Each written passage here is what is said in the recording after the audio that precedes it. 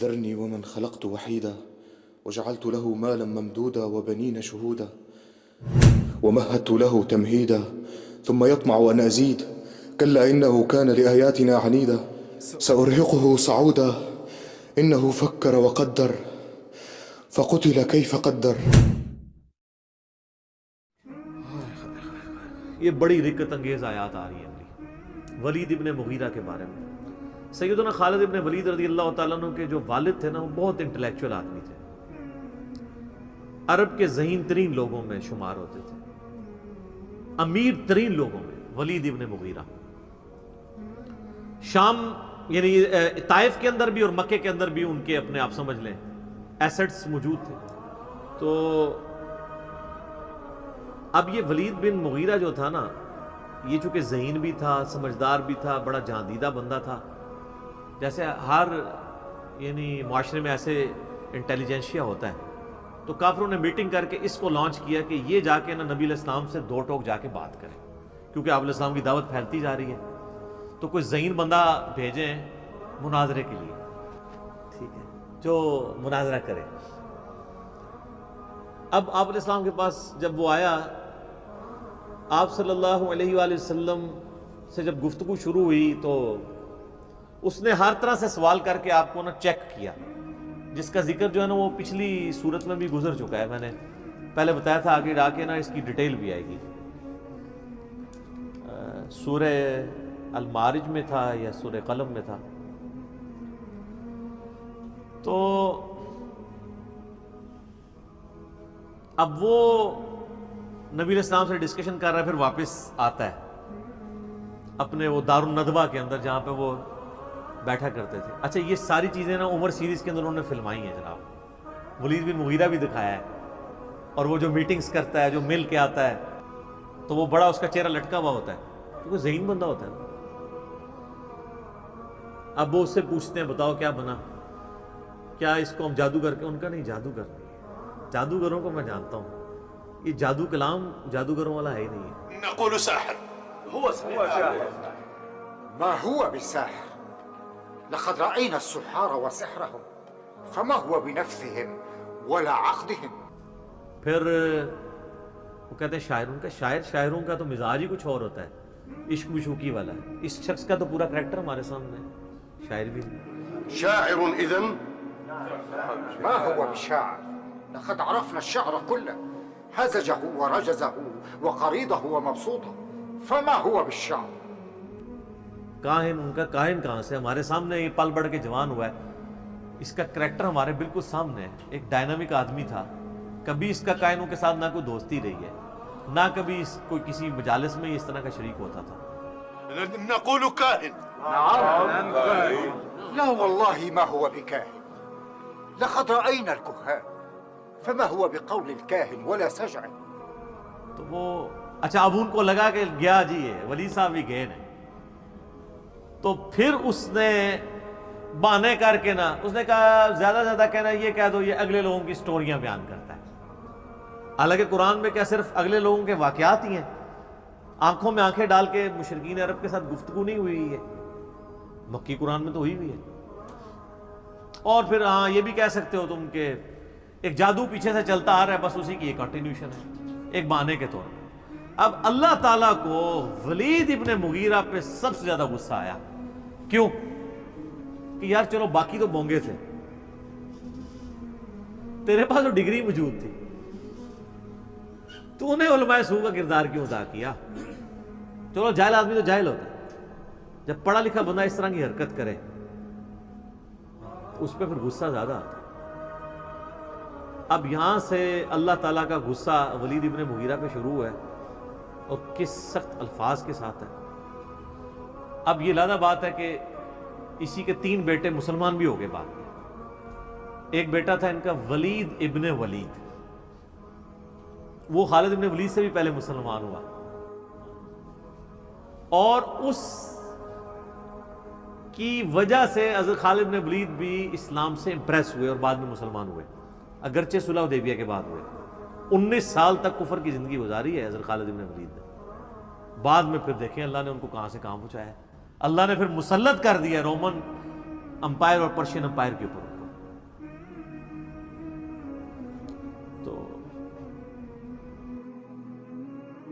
دوسرا بیٹا تھا خالد ابن ولید اور تیسرا ہشام ابن ولید. یہ 3 بیٹے ہیں جو مسلمان بھی ہوئے ہیں. عمر سیریز کے اندر انہوں نے یہ سین بھی فلمایا. جب خالد بن ولید مسلمان ہوئے نا تو کافروں نے اب ان کو تانا دینا شروع کر دیا کہ اس نے وہ دین قبول کر لیا ہے جس کی جو ٹیکسٹ بک ہے اس میں اس کے باپ کے بارے میں اتنی سخت باتیں موجود ہیں, تو یہ کیسے تلاوت کرے گا ان آیات کی. تو سیدنا سالم جو بخاری مسلم میں آتا ہے 4 بندوں سے قرآن سیکھو, ان میں سے ایک ابن مسعود بھی ہیں, ابی ابن کعب بھی ہیں اور سالم بھی ہیں. یہ یعنی ینگ سے نوجوان تھے. ان کے پاس حضرت خالد بن ولید آتے ہیں اور کہتے ہیں مجھے قرآن سکھاؤ. یار اسلام بڑوں بڑوں کی اکڑ توڑ دیتا ہے. یہ عرب کے لوگ یہ غلاموں کو تو جوتی کے برابر نہیں سمجھتے تھے, اور کدھر اسلام ہے کہ وہ ایک غلام زادے سے کہہ رہے ہیں کہ مجھے یار قرآن سکھاؤ. تو انہوں نے کہا ٹھیک ہے. انہوں نے کہا سب سے پہلے مجھے وہ آیات سکھاؤ جو میرے باپ کے بارے میں نازل ہوئی. ہائے ہائے ہائے سر کتنا جگرا چاہیے. اور وہ انہوں نے جو سین فلمایا ہے نا وہ بندے کے آنسو نہیں رکتے. آپ اگر عمر سیریز میں وہ دیکھ لیں کہ کیا کیفیت ان کے اوپر طاری ہوتی ہے, کتنا ان کو پسینہ طاری ہو جاتا ہے. یار آپ ذرا امیجن کریں نا کہ ہم میں سے کسی کے ماں باپ کے بارے میں قرآن میں آیات ہوں کہ اللہ تعالیٰ فرمائے کہ اس کو ہم عنقریب دوزخ کے اندر جھونکیں گے جہاں وہ نہ زندوں میں ہوگا نہ مردوں میں, اور یہ کہنے والا اس کائنات کا مالک ہو جس کے اوپر کسی کی دھونس نہ چل سکتی, جس کا فیصلہ کوئی ریورٹ نہ کر سکتا, تو اس بندے کی کیا کیفیت ہوگی. اب وہ آیات شروع ہو رہی ہیں. اب آپ کو ان آیات کے اندر درد جو محسوس ہوگا نا وہ اس ساری گفتگو کے بعد آپ فیل کریں گے. ذرنی ومن خلقت وحیدا, اے نبی چھوڑ دیں اس کو جس کو ہم نے اکیلا پیدا کیا تھا. یعنی یہ اکیلا پیدا ہوا تھا لیکن اس کی آج یہ جرت سورۃ القلم میں آتا ہے نا اس کے بارے میں. اکیلا تھا اور اللہ نے اس کو اتنا نوازا. کیسے؟ وَجَعَلْتُ لَهُ مَالًا مَمْدُودًا, ہم نے اس کو مال کثیر دیا.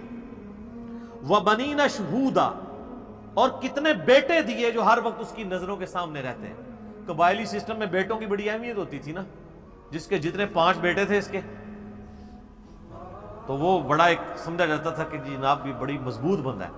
اللہ فرماتا ہے اکیلا پیدا ہوا تھا, اتنا کمزور تھا, میں نے اسے اتنا مال دیا, عرب کا امیر ترین شخص یہ بن گیا. میں نے اس کی آنکھوں کے سامنے رہنے والے اس کو بڑے یعنی بیٹے دیے, 5 بیٹے.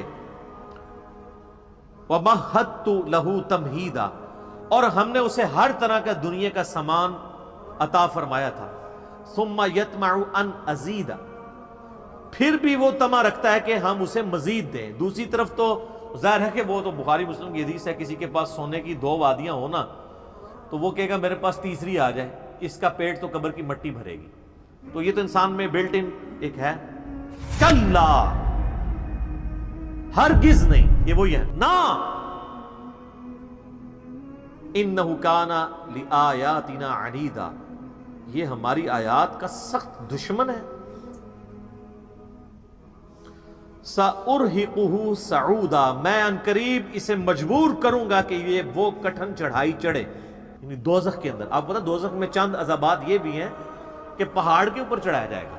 سخت گرمیوں میں سر سیڑھیاں چڑھنا مشکل ہو جاتی ہیں, اور اگر کسی کو یہ سزا دے دی جائے کہ سخت گرمیوں میں اس نے 2-3 کلومیٹر اونچا پہاڑ سر کرنا ہے, تو یہ کتنا بڑا عذاب ہے. عنقریب ہم اسے چڑھائی پہ چڑھائیں گے. انہ فکر وقدر, بے شک اس نے غور کیا اور ایک دماغ سے کوئی بات طے کر لی. فقتل کیف قدر, اس پہ پھٹکار ہو اس نے کیسا دماغ لڑایا اپنا. ثم قتل کیف قدر, پھر اس پہ پھٹکار ہو اللہ کی طرف سے, یہ برباد ہو جائے اس نے کیسی بری بات سوچی. یعنی اس کے دل نے بھی گواہی دے دی تھی کہ یہ پیغمبر ہے, پھر بھی اس نے جان بوجھ کے اپنی چودراہٹ قائم رکھنے کے لیے کیسے دماغ میں پلان تیار کیے. ثم نظر, پھر اس نے نظر اٹھا کے دیکھی. ثم عبس وبصر, اس کے بعد اس نے تیوری چڑھائی اور ترش رو ہوا. ثم ادبر واستکبر, پھر اس نے پیٹھ پھیری اور غرور کیا. یہ اس کی ساری ایکٹنگ جو کچھ اس نے کی ہے نا اس مجلس کے اندر, یہ سے آپ کو پتہ ہی ہے نا, یہ نعت خوان بھی جو بڑے بڑے ہوتے ہیں نا ان کو بھی آپ دیکھیں اسپیکر میں آ کے تھوڑی تھوڑی دیر بعد کر رہے ہوتے ہیں, کبھی کچھ نکال رہے ہوتے ہیں کہ اپنا تھوڑا روب ڈالنے کے لیے. علماء کے ہاں بھی آپ کو نظر آئے گا جو بڑے بڑے ہیں نا, ان کے خاص قسم کے وہ ذرا سا ایسے کرتے ہیں تو ایک ساتھ بندہ رومال لے کے آ جاتا ہے, ٹھیک ہے نا, تھوڑی ایکٹنگ, اور پھر تھوڑا سا کتاب پڑھی ہے تو وہ اینک تھوڑی سی ایسے کر لی ہے, ایسے کر کے سائڈ پہ کر لی ہے, پھر ایسے کر کے ایسے یہ جو سٹائل ہوتے ہیں نا صرف اپنا علمی روب جاڑنے کے لیے, یہ سارے کام وہ بھی کر رہا تھا تو اللہ تعالیٰ نے اس کو نقل کیا ہے کہ کبھی یوں کرتا ہے, یہ دیکھتا ہے, جیسے بڑا کو بڑا فلاسفر ہے ان کو بڑی بڑی گال کٹ لگاتا ہے, وہ کڈی کے گال ہے انہیں, وہ دیکھ لو تسی. فقال ان هذا الا سحر یؤثر, ہاں یہ کہہ سکتے ہو یہ جادو ہے جو پچھڑوں سے چلتا آ رہا ہے. ان هذا الا قول البشر, یہ تو نہیں ہے مگر ایک انسان کا ہی کلام ہے. سأصلیہ سقر, ان قریب میں اسے جہنم میں جھونکوں گا. وما ادراک ما سقر, تمہیں کیا سمجھ گئے جہنم کیا ہے, یہ جہنم کی آگ کیسی ہے. لا تبقی ولا تذر, نہ باقی رکھے اور نہ ہی چھوڑے. قرآن میں آتا ہے ثم لا يموت فیہا ولا یحیا, نہ وہاں کوئی زندوں میں ہوگا پھر نہ مردوں میں. سورہ فرقان میں آتا ہے آج ایک موت نہیں کئی موتیں مانگو. وہ کافر کہیں گے اللہ موت آ جائے جان ہی چھوڑ دے, لیکن موت نہیں آئے گی. اللہم اجرنا من النار, اللہم اجرنا من النار, اللہم اجرنا من النار, آمین. اللہم من احییتہ منا فاحیہ علی الاسلام ومن توفیتہ منا فتوفہ علی الایمان.